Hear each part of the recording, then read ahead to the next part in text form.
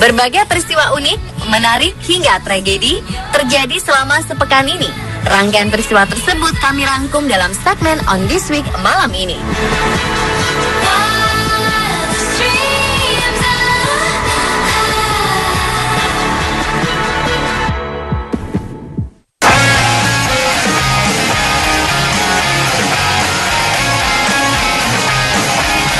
Presiden Kolombia Juan Manuel Santos beberapa hari lalu mengatakan tim pencari telah menemukan bangkai kapal Spanyol yang tenggelam di pesisir Cartagena 300 tahun lalu.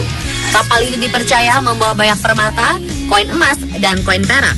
Kapal bernama San Jose itu tenggelam pada 1708 di Laut Karibia dekat kota pelabuhan Cartagena.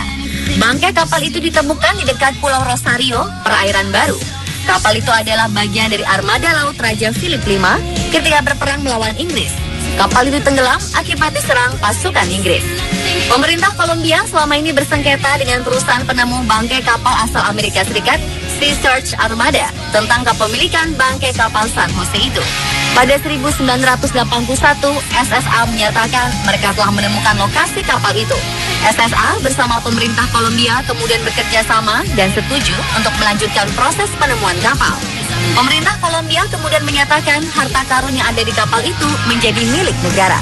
Pada 2011, pengadilan di Amerika Serikat menyatakan kapal itu milik Kolombia.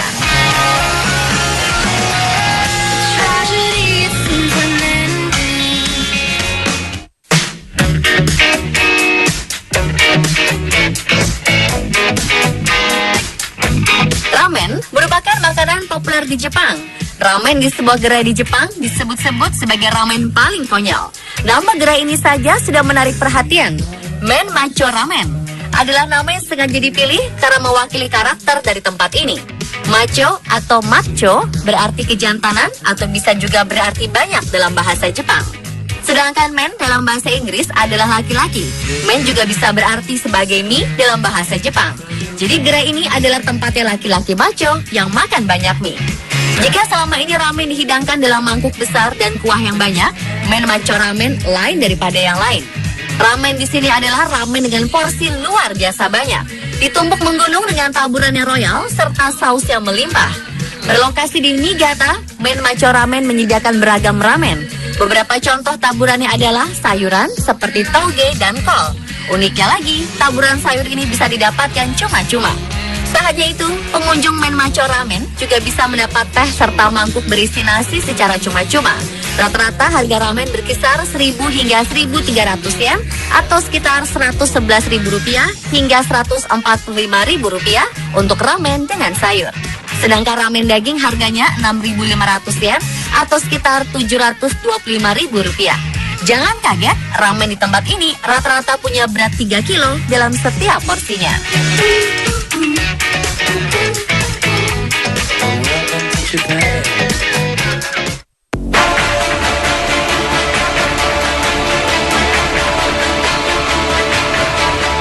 Demi memiliki penampilan mirip idola, wanita bernama Pixie ini sampai rela melakukan hal yang bagi sebagian orang dianggap gila. Pixie menjalani operasi pengangkatan 6 rusuknya agar terlihat seperti tokoh kartun idolanya. Pixie Fox, demikian nama lengkap wanita yang terobsesi menjadi tokoh kartun itu. Dia mengubah penampilannya agar terlihat mirip 3 tokoh kartun yang menjadi inspirasinya, yaitu Jessica Rabbit, Aurora dari kisah Sleeping Beauty, dan Hollywood dari cerita Cool World. Total sampai saat ini, dia sudah menjalani 4 kali operasi hidung dan payudara. Dari semua operasi yang sudah dilakukannya, operasi pengangkatan 4 tulang rusuknya lah yang paling ekstrim.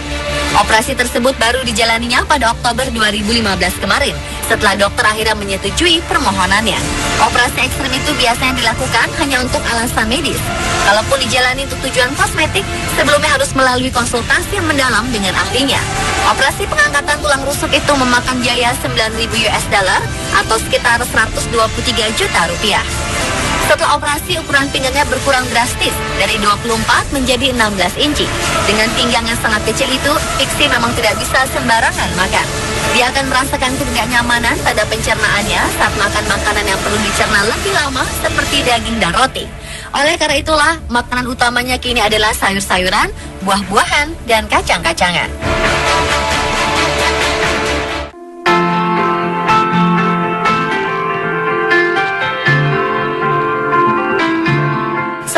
bernama Hopley menjadi penyumbang organ tubuh termuda di Inggris setelah sempat bertahan selama 74 menit usai dilahirkan.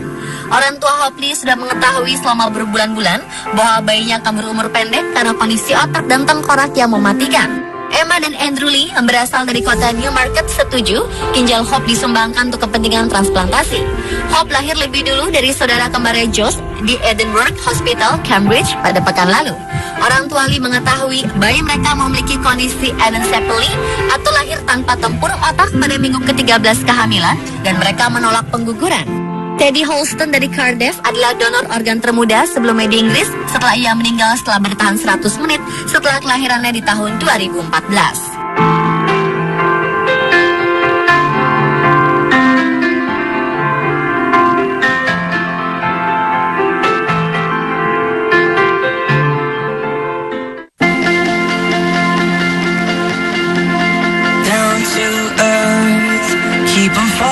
Meski telah punah berjuta-juta tahun yang lalu, hewan raksasa dinosaurus sampai saat ini masih diteliti oleh para ilmuwan. Peninggalan seperti fosil dan bukti lainnya pun kerap kali ditemukan oleh para peneliti. Yang terbaru, peneliti Stephen Brusset bersama teman-temannya telah menemukan sebuah penemuan besar, yakni jejak kaki raksasa di zaman prasejarah di Skotlandia. Stephen menjelaskan jika dinosaurus berleher panjang yang disebut Sauropoda telah menjelajah Skotlandia pada 170 juta tahun yang lalu. Ia bersama tim menyimpulkan jika hewan ini mempunyai berat rata-rata mencapai 15-20 ton.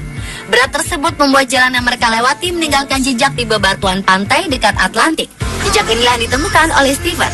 Ketika sedang berburu fosil, Stephen baru menyadari bahwa lubang zigzag yang mereka lewati adalah jejak hewan raksasa prasejarah.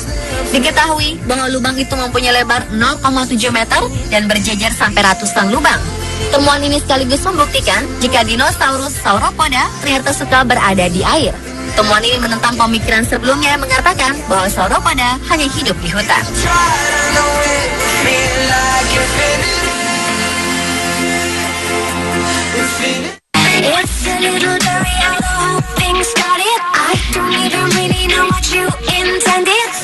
Netizen para pengguna internet belakangan dihebohkan dengan kemunculan seorang wanita mengenakan kostum putri duyung. Tak hanya sekedar memakai kostum putri duyung, wanita itu juga terlihat berenang di kolam terdalam di dunia. Video yang diposting tahun lalu ini kembali mencuat di media sosial dan sukses menjadi viral. Di dalamnya menampilkan juara menyelam bernama Ilaria Molinari yang mampu menyelam dalam kolam yang dalam dengan menahan napas tanpa bantuan alat pernapasan apapun dan cuma bermodalkan klip hidung. Ilaria Molinari sendiri sudah menekuni olahraga renang dari kecil dan kerap menang dalam berbagai perlombaan menyelam di negara asalnya Italia. Ilaria Molinari jatuh cinta dengan aktivitas air karena ibunya adalah seorang ahli biologi laut.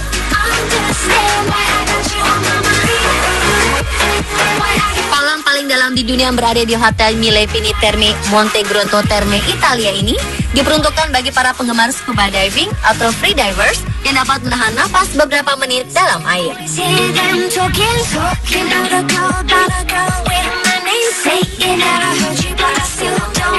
Pemirsa, itulah On This Week versi On The Spot. I could have really liked you. I bet that's why I keep on thinking about you.